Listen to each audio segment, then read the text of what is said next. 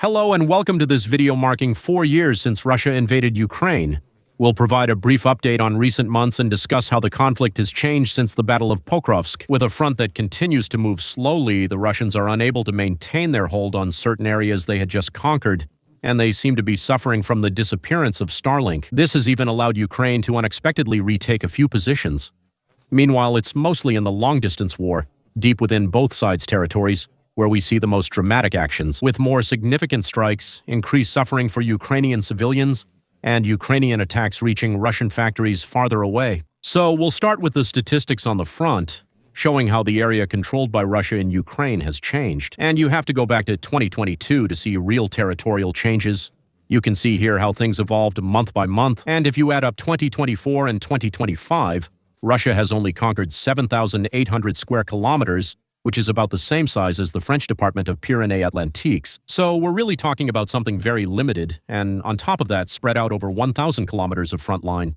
So obviously that's a very, very small advance. If we focus on the Donetsk Oblast, which is Russia's main effort, they've only advanced by 15 to 70 meters per day. And we're really talking about the area of the front where this was the peak of Russian progress. And here you can see the comparison with other major battles, like the Battle of the Somme in 1916 or the Ukrainian counteroffensive in 2022, they were advancing by 7.5 per day. So in total, they only conquered 2,500 square kilometers per year in the Donetsk Oblast, and they still have more than 5,000 left to conquer. So obviously, at the current pace, it will still take 2 more years just to hope to finish conquering the Donbass. 2 years. Knowing, of course, that it's totally impossible at the current pace, because now they're going to face the heaviest, most solid defenses. The city of Kramatorsk, which is the largest city in the Donbass, along with Sloviansk just to the north, which are real fortresses, infinitely better protected than Donetsk, than Bakhmut, than all the previous cities. So that means that given that the Russians today have less firepower, less military capability, men who are less trained than a few years ago, because there have been a lot of losses. In contrast, the Ukrainians are better prepared since they've had time to get ready, and under no circumstances do we imagine that Russia can now accelerate simply because it no longer has the means and the Ukrainians are more entrenched than ever. They've had time to build defenses, which they didn't have time to prepare after the fall of the previous cities. If we now look at the human cost that was necessary to achieve these meager results, before we continue, a quick word. Another partner that helps us make these videos, and our partner today is NordVPN. They will allow you to guarantee total security for your internet connection. For example, today I'm in Thailand. I need to connect to services that are specific to France or Ukraine, and I do it with the VPN by pretending that I'm still in those regions. Keep watching the news as if I were in France, use my streaming platforms, and connect from abroad. This lets me find the best prices for flights and hotels, which is helpful since returning now is tough. Plus, there's the security aspect.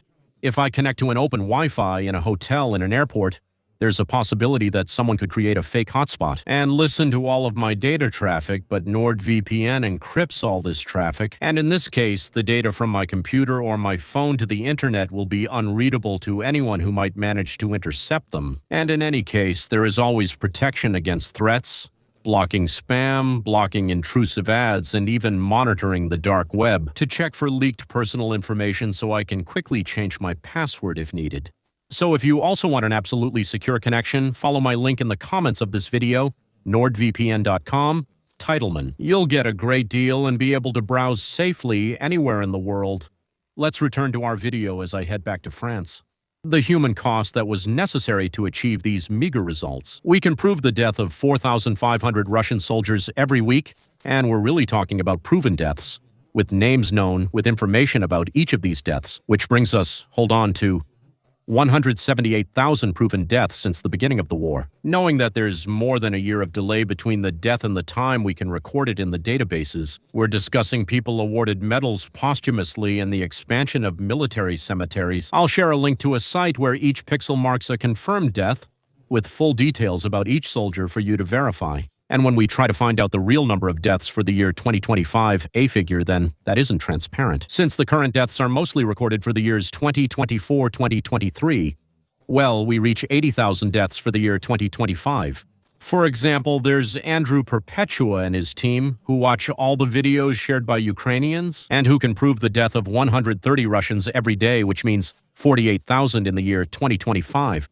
And that's not even counting the deaths in the trenches or in vehicles that explode or in buildings that collapse. We're really only talking about the men who are hit by kamikaze drones. FPV, with the list of videos and the count, which is available in this Excel file so you can watch each video one by one. And there would have been 325,000 deaths in the Russian army in 4 years. And to this number of deaths, you have to add the missing, who number in the hundreds of thousands, just by simply looking at the legal proceedings in Russian courts, which Russia tries to hide by making this information disappear as it appears. And here you can actually see the disappearance of this information online. And we still have to add the seriously and permanently wounded. In that case, the losses reach 415,000 men over the year 2025. It's roughly at the same level as in 2024. And this figure is now confirmed, even by the pro-Russian mill bloggers who today acknowledge the loss of 50,000 soldiers each month. So if we look at the overall picture now, Western intelligence services estimate that Russia has already lost 1.2 million men since the beginning of this conflict. And these are the worst losses for any army since the Second World War, and here you can see the accumulated monthly losses. On the Ukrainian side, it's obviously a tragedy as well, especially since the country has a smaller population, with now 93,000 dead, 90,000 missing, and 4,500 per year. So we have the Ukrainian data is much more transparent, with direct transmission of information to the families, memorials in the squares of every city, access for journalists and the general public to the cemetery, and here I am in the Lviv cemetery in this video, whereas on the Russian side, they tend to restrict access to these sites. They've even blurred satellite photos of military cemeteries on Yandex Maps, Russia's version of Google Maps. So, according to estimates, the total number of dead, missing, and seriously wounded would be between 500,000 and 600,000 losses, which is half as many as on the other side. On the Russian side, obviously, but with a casualty ratio that is now much more favorable than in the past, given the 100% defensive position of the Ukrainian army, which is entrenched in bunkers. This is clearly not true for the Russians, and is far less dangerous than it is for those carrying out assaults, especially the least protected ones since the war began, as seen on the Russian side. But in any case, at the current pace, the combined military losses of both sides would reach 2 million men by spring. And of course, we're not even talking about that. Hundreds of thousands of civilian deaths caused by the Russians in the occupied areas, but which we can't go and verify or count. And this number keeps increasing, even in the free Ukraine. Obviously because of the daily bombings they have, but also more and more often because of the FPV kamikaze drones, which directly target civilians. And the Russians brag about them by sharing videos of what they call human safaris. And here you can see the toll in each oblast just since November. So if we look now at the material losses, here you can see the number of proven Russian military equipment losses each year. And you can see that it's gradually decreasing. And here you can see the breakdown of losses by type of equipment. And it's important to understand that the decrease in the number of these military losses isn't due to better organization or being more efficient. Simply, they just don't have any more left. The Soviet stockpiles have been emptied for the most part, and so today, when they carry out assaults, it's no longer an assault with dozens of tanks like we used to see in the past, which used to result in large numbers of losses in the statistics. Simply, they don't have any more armored vehicles to send to the front, and so, logically, their losses have decreased. And if we focus specifically on tanks, it becomes even more apparent. This decrease clearly shows how many they were losing in 2022-2023 compared to the current situation. So if we zoom in on the year 2025, we can especially see the decrease in mechanized assaults, which has been observed since April, and which results in a drop in the number of destroyed equipment. I actually described this change in how Russians conduct assaults in a video about the Battle of Pokrovsk. But basically, the Ukrainian defense makes these assaults almost useless, this traditional mechanism, hence the multiplication of small infiltration groups that are constantly being sent to the front and who die in the vast majority of cases after crossing the line of contact. And if by some luck these soldiers manage to survive, at that point they will try to bring other soldiers into that area, until they try to launch an assault against the trenches. But obviously it's a method that is very ineffective, and that's why the Ukrainians share a lot of videos in which they kill soldiers with kamikaze drones, FPV in this way, and we have anecdotally some images that are certainly revealing. Another situation is these cavalry assaults, where the Russians send soldiers on horseback to try to move quickly to cross the open fields, these fields where they are much more likely to get caught.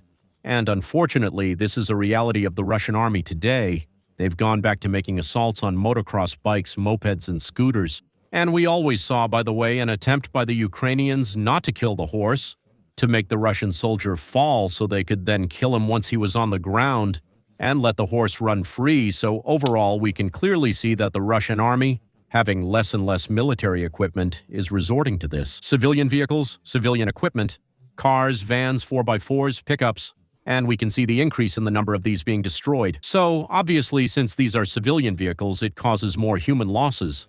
But the advantage is that these cars are easier to replace, just like the motorcycle assaults. And here you can see the increase in the number of civilian vehicles lost each month by Russia, with a new record being set year after year. Now, if we look at the Ukrainian side, it's exactly the opposite trend. It's an army that was very poorly mechanized or not mechanized enough at the beginning of the war. And little by little, thanks to the equipment received from Ukraine's allies, they now have more and more armored vehicles, so there are fewer and fewer civilian vehicles on the front, even though there are still obviously many left. And on the contrary, they have more and more high-quality equipment, knowing that they used to rely on Soviet equipment or Ukrainian-made equipment that wasn't available in sufficient quantities. And all of that has been replaced by new equipment, which of course is much more efficient and allows for a much higher survival rate, even if the vehicle is destroyed. And the Ukrainians have received more than 3,000 tanks and combat vehicles, more than 5,500 armored personnel carriers, and another 8,000 light armored vehicles like the Humvee. And that's why in 2025, for the first time, both sides have the same amount of military equipment losses. One, because Russia doesn't have any more to deploy and they've already lost everything in previous years. And two, because Ukraine has never had so many armored vehicles. The Ukrainian army has never been as strong as it is today. And so, logically, less civilian equipment, more military equipment. But that means fewer losses. That's really what's important. The Ukrainians are trying to save lives. And that might be the common point between the Russian general staff and the Ukrainian soldiers. The lives of Russian soldiers have no value. At least they agree on that point. Since the conflict began, consider the military equipment losses. On the Russian side, 13,852 tanks and combat vehicles have been lost, and 350 planes and helicopters destroyed. Please see the video I published a few weeks ago specifically about this question. There are more than 1,000 pieces of artillery, over 550 multiple rocket launchers, and also 400 air defense systems, so more than half of all the Panzer systems ever produced by Russia. And again, I refer you to this video dedicated to this specific question, which dates back to the beginning of February.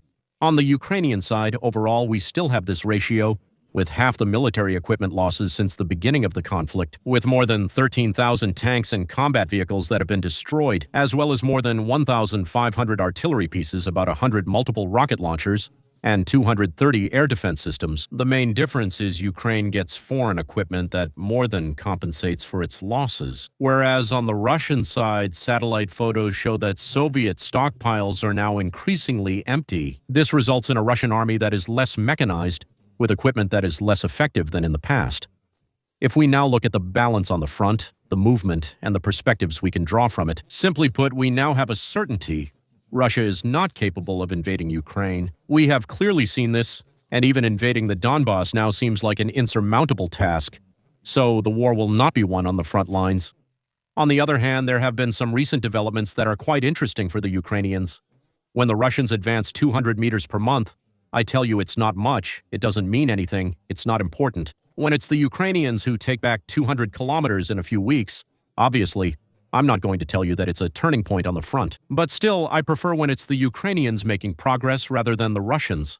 And that's what we've seen in recent weeks at the beginning of February, and it reveals several things. The fatigue of the Russians, the Russian inability to provide logistics in the cold, with many deaths. On the Russian side, since Ukrainians were better organized and Russians are advancing over the ruins they destroyed, all these cities have been leveled. So they don't have hospitals nearby, they don't have armored vehicles, they don't have roads that are in working condition. Whereas on the Ukrainian side, it's still less destroyed than on the Russian side, so there's a greater capacity for resistance, a better ability to organize on the Ukrainian side. And we've seen in the very last few weeks, starting from the beginning of February, the shutdown of Starlink used by the Russian army, which was using it massively, with tens of thousands of terminals spread across the entire territory, and that had a strategic effect. Let me put it simply, you can't have a trench, a shelter where you have 15 soldiers, 2 operating the howitzers, 2 handling long-range observation drones, and 2 launching FPV kamikaze drones. If you have groups that large, they get detected, they get killed very, very quickly, So how is it organized? On the front line, it's small groups of 3 to 4 people at most, each with their own specialty. When the observation drone checks the other side, if the Ukrainians are handling logistics, for example, well, they'll be able to report via Starlink that a vehicle is arriving or that an assault is being prepared, and in that case, they'll be able to do what's necessary to attack them to defend themselves. Except that when you lose Starlink, you no longer have communication happening that way. And so the shutdown of the internet network, which allowed each soldier to be connected, had a tactical effect. At first, we thought it was local, with real communication difficulties for the Russian army, while the Ukrainian army kept this strategic advantage. And today, we realize that it's truly a game changer on the front. We see that when the Ukrainians advance, the Russians aren't necessarily aware of it. I have direct feedback from soldiers who tell me that, for example, the logistics to bring food to the soldiers who are on line 0 or line 1, well, in the past, when you arrived with a vehicle, there was a very high chance that a kamikaze drone would come at you. Whereas now, the Russians simply don't get the information quickly enough. And so they have time to reach the position, hide their vehicle, and the Russian can't find the vehicle. So logistics on the Ukrainian side have become easier, while on the Russian side, it's still just as complicated. Targeting and adjusting fire by artillery and kamikaze drones. Now there's an imbalance between the two sides. And so what we thought was local, temporary, or occasional could actually be a structural problem for the Russian army, which is now trying to restore communications by sending poor soldiers on suicide missions, by attempting to install Wi-Fi hotspots in trees or on utility poles, or by launching balloons to serve as communication relays. But in the end, it's something temporary, local, that won't last long, and on top of that, it can be detected remotely, and it's Russian. They restore radio communications, which makes it possible to locate them by triangulation with electronic warfare sensors. And so, in the end, the Russian army is now struggling because of the disappearance of Starlink, which also reminds us of our own difficulties. If we had to face an army equipped with all these means of communication and connection, we wouldn't have them. Only the Ukrainian army and possibly the American army today have the real ability to organize themselves with real-time communication. But now the Ukrainians have started to conquer and liberate territories again. We're talking about a few dozen square kilometers in the Zaporizhia region. So it's something that's happening again, but still relatively on the margins.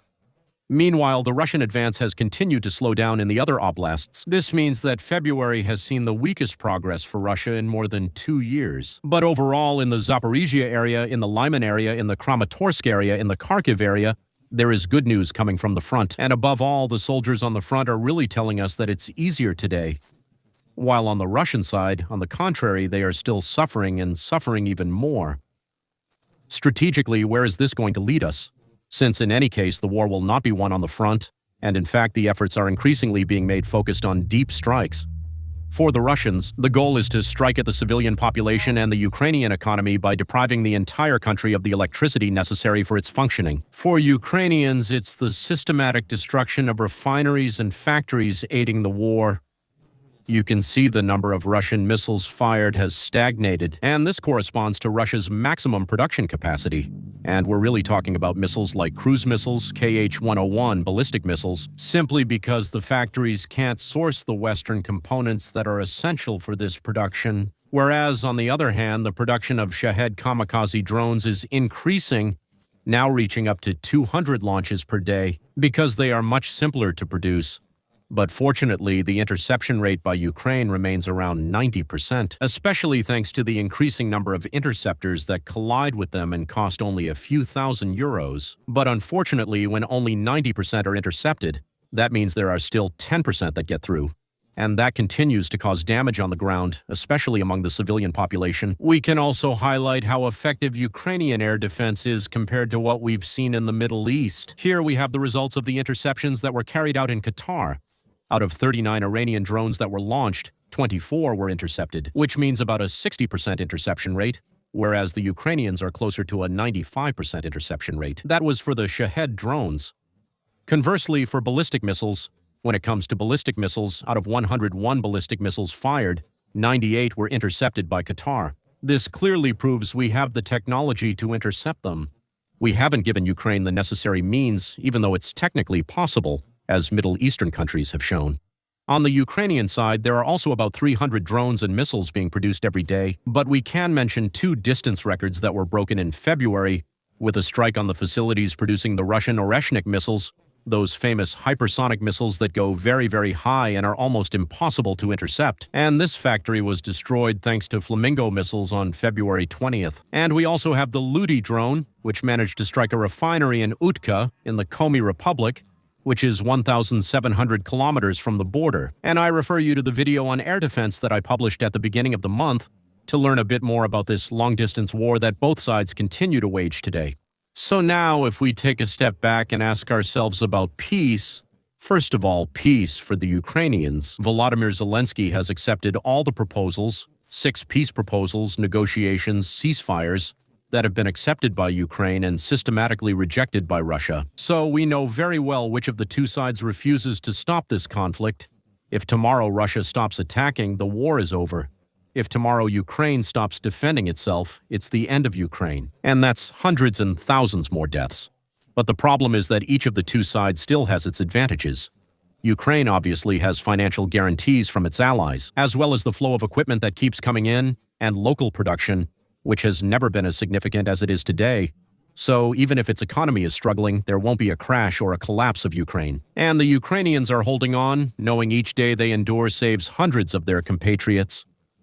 On the Russian side, well, even though energy revenues are at their lowest since the start of the war, they still have the means not to collapse, especially because the National Sovereign Fund is still not empty today. We also know China is involved behind the scenes, though it doesn't officially support Russia today, which is actually extracting all possible wealth by overcharging them for equipment. But if tomorrow China starts buying, for example, Russian treasury bonds, at that point, it would mean that Russia also has the economic means to continue this war. And so the third option is obviously the population, the Russian population, which we can hope is getting tired of losing 50,000 men every month. With this sluggish economy, with food prices today being on average the same as in Europe, it's far beyond what the average Russian population can afford. And then why not the state, the general staffs, who are opening their eyes and saying, we were losing 50,000 men a month for what? For nothing at all. Now we're retreating while still taking equal or even greater losses,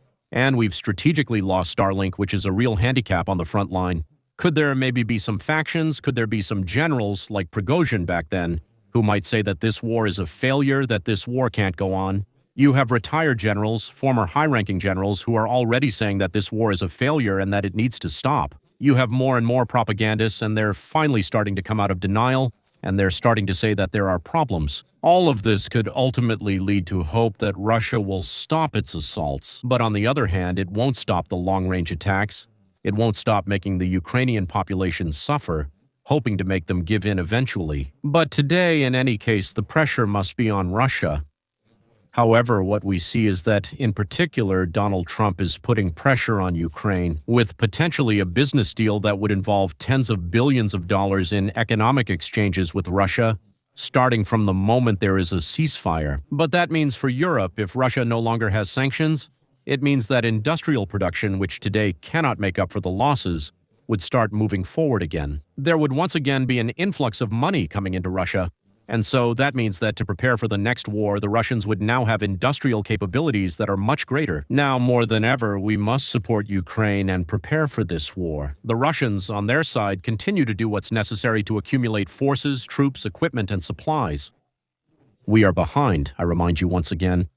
We don't have the capacity to handle 10,000 kamikaze drones per day like the Ukrainians do. We don't have the means to produce 10,000 kamikaze drones per day like the Ukrainians do. So, in both cases today, we are not ready. And I refer you to this exercise in which the Ukrainians were integrated into a NATO exercise. And in one morning, they destroyed 2 battalions with a small unit of drone operators who were not detected, who we couldn't jam or stop. So, strategically, we are not at the level of this high-intensity war, and that needs to be repeated industrially. We need to act very quickly to be able to support Ukraine, and I hope there will be a widespread awakening. Meanwhile, we can keep supporting Ukrainians with equipment, which Renault will soon provide. Altares, which makes interceptors, could already be supplying them to Ukraine, but we haven't purchased them yet.